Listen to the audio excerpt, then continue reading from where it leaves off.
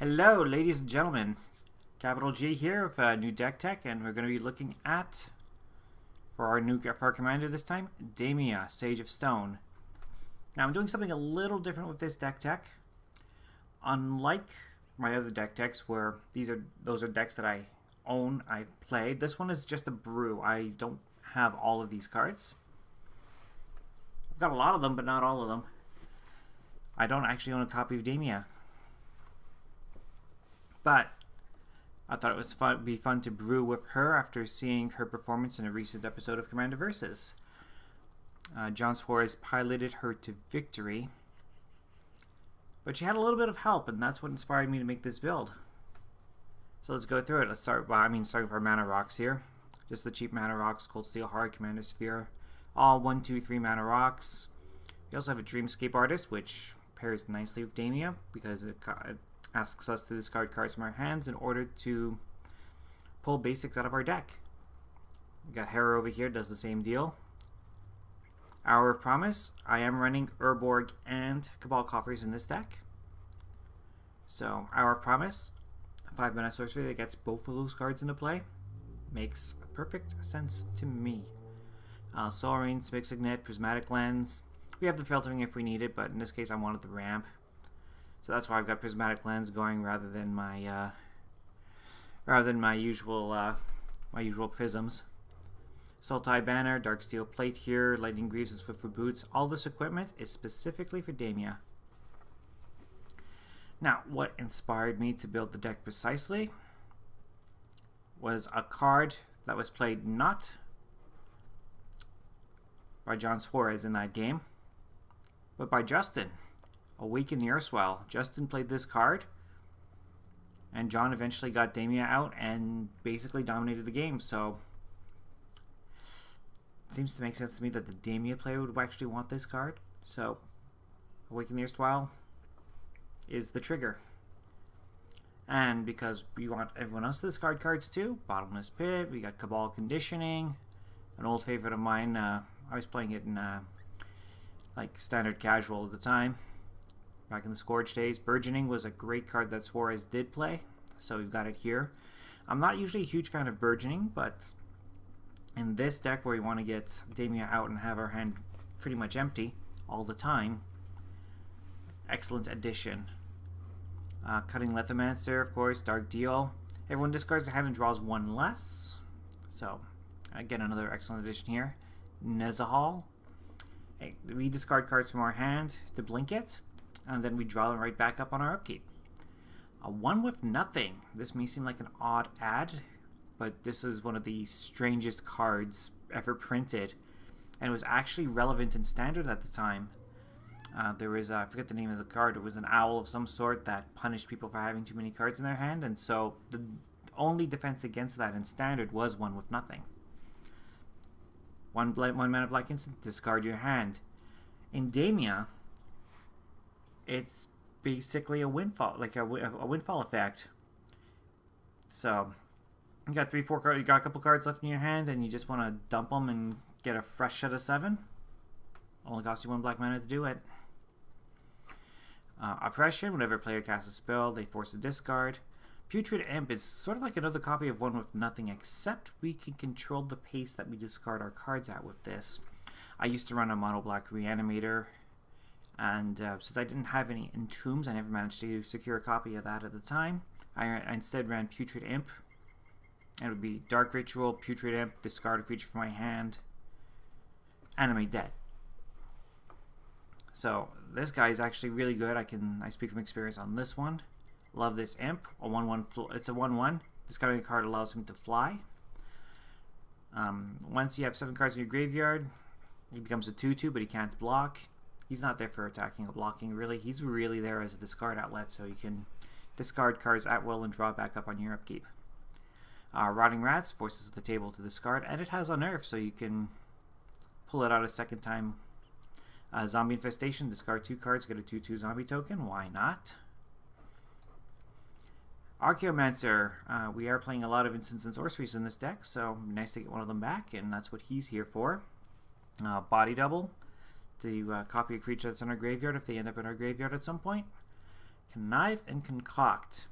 This one's here more for the Concoct, the 5 mana Surveil 3 and then reanimate a creature from our yard. I'm playing that. I'm actually playing a Reanimator deck on Arena right now that runs 3 of these. I've been having a lot of fun with the deck whenever I'm not running into Teferi, counter everything. Diluvium Primordial. Cast instant and sorceries from all your opponent's graveyards, so that's what he's here for. Also a 5/5 beater, which is not irrelevant by any means. I've got the cycle here of Dragon Enchantments. Not only are they cheap to put on a creature, they give relevant abilities like 1/1 Trample, 1/0 Fear, Flying. This one actually cycles, which makes Dragon Wings my favorite of the bunch. But if they are in your graveyard, you play a creature converted mana cost 6 or more, such as Damia or Nezahal. They come back from the yard, enchanting that creature. So you play one of your big creatures and they get buff. Eternal Witness, of course. Why not? We want to bring stuff back from our graveyard. Filth. I mentioned before I was running Urborg and Cabal Coffers, but for whatever reason, a lot of these decks that I've seen that runs those cards don't necessarily have Filth. And if you manage to get Filth into your graveyard, your team has Swamp Walk. Duh. That's what it's here for. Journey to Eternity. We're not deliberately sacrificing our creatures, so it is kind of risky. I don't want to... The risk is that we throw it onto one of our creatures and then they get exiled rather than killed, or return to our hand rather than killed, then we lose the enchantment. But if we do get this to flip, it gives us another way to reanimate our creatures from the graveyard. Muldrotha the Gravetide. Great little lieutenant, being able to play our creatures and our permanents, what have you. 1 permanent per of each type. Great commander in her own right. Also, I do run this. This is a deck I do have, is a Muldrotha deck. Sepulchral Primordial, I believe that's how it's pronounced. 5/4 Intimidate, so that's a sweet evasion ability, and it brings creatures from all of our opponent's graveyards into play under our control. Spelltwine lets us recast one of our instants and sorceries and an opponent's instants and sorcery. We've got Tasigur here. The Delve is relevant. Actually, it lets us get rid of some of our cards that we don't really need anymore from our graveyard. This deck will actually shuffle our cards in our graveyard back into our library quite frequently. So, Filth is a bit of a nombo in this sense, but I'll explain more in a bit with that. Vizier Many Faces, a clone that we can embalm from our graveyard. So, if we have to discard the Vizier for any reason, that's fine. We can still clone something. Rexiel, the Risen Deep, taking advantage of the fact that we are putting cards in our opponent's graveyards. Hopefully cast their instants and sorceries. Island Walk, Swamp Walk built in already, so pairs nicely with Urborg. And I was talking about shuffling cards back into our library. Elixir of Immortality does that and gains us 5 life. Gaia's Blessing will shuffle 3 cards if we cast it, but if we manage to get it into our discard pile directly from our deck, then it has a triggered ability that shuffles the whole thing back in. Greasy Goth, upkeep ability. Put 2 cards from our graveyard into the bottom of our library. And we can pay double green and discard a card from our hand to have Greasy Goth deals combat damage to defending players instead of creatures that are blocking it. So sort of that Thorn Elemental super trample effect.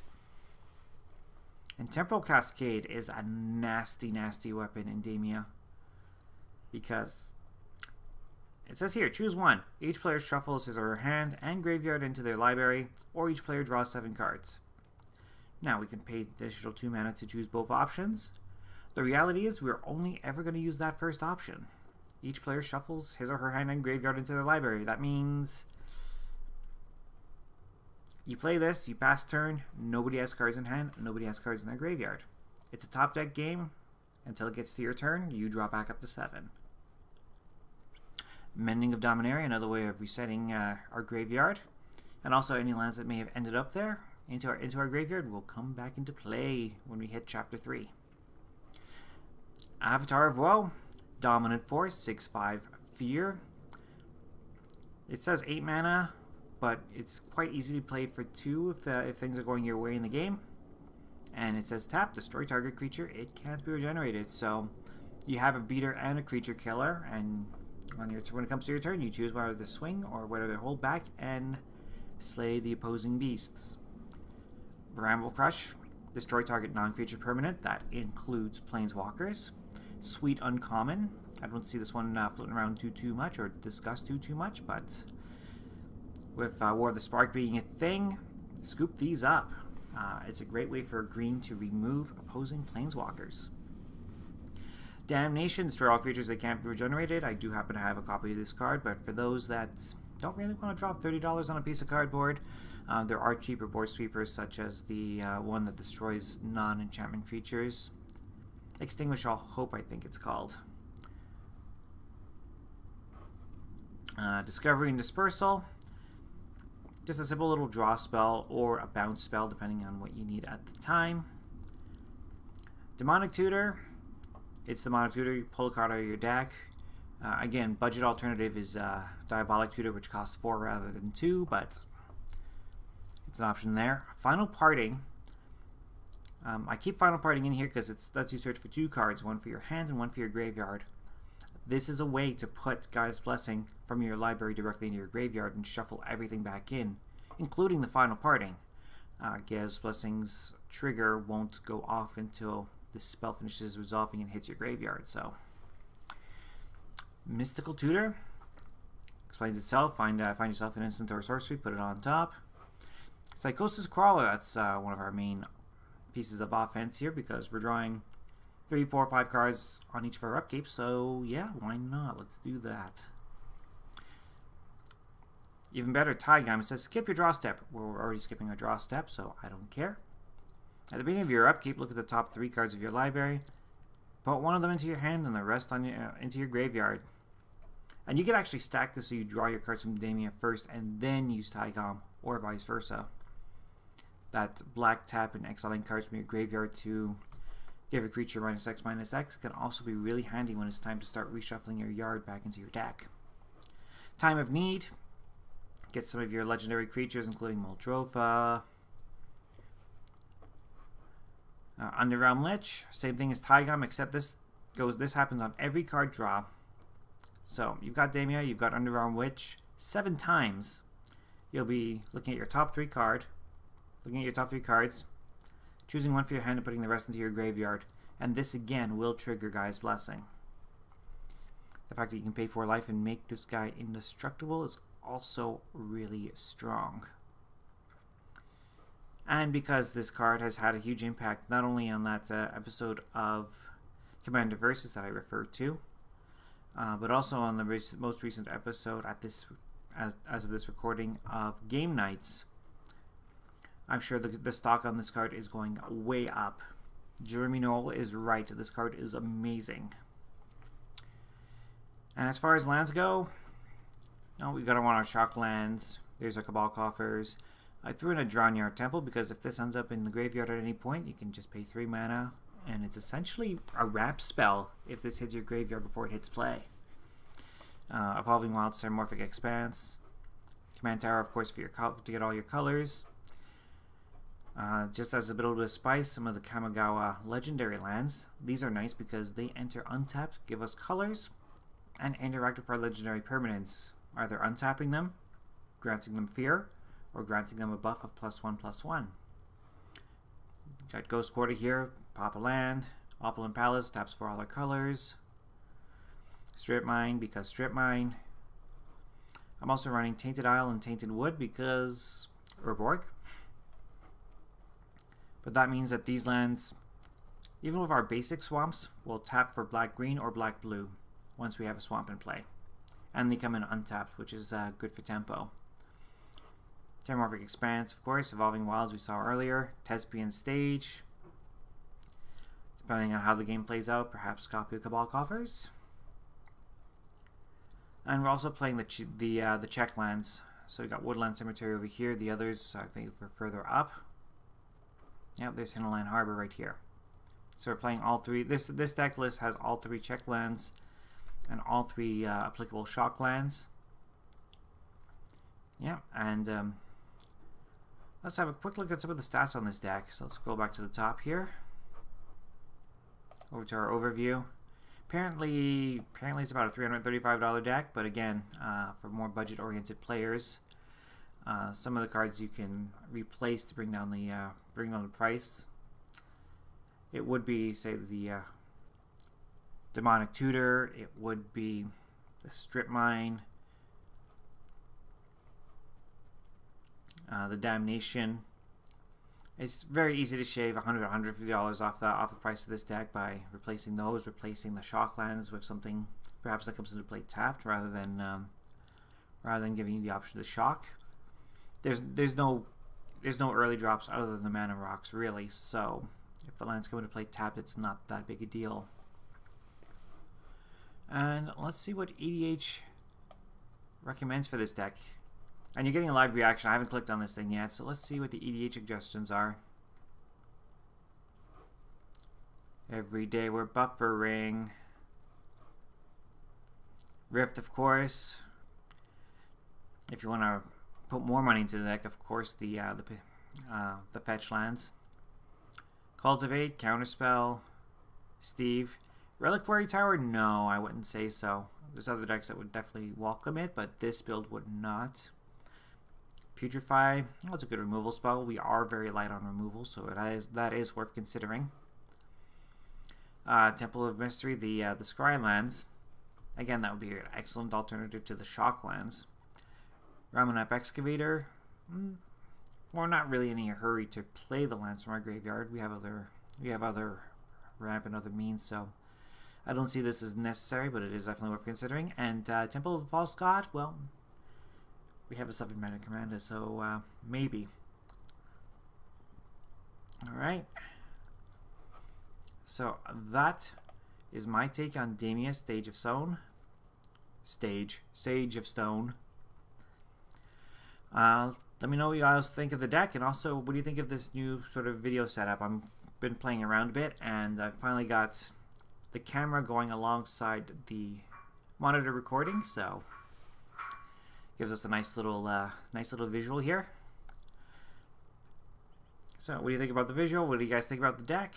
And I'm gonna cut it out here, and I will chat with you all again next time. Have a good night, everyone.